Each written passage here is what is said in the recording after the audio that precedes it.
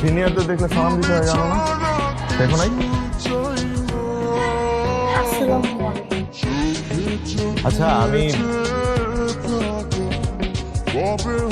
আমি বাঘ না ভালো আমার দেখে এরকম ভয় পাও কেন?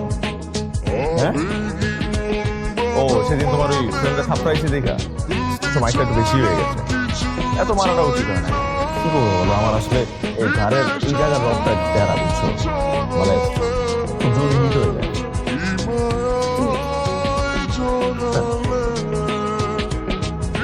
চলো বসে একটু খাওয়া দাওয়া করি।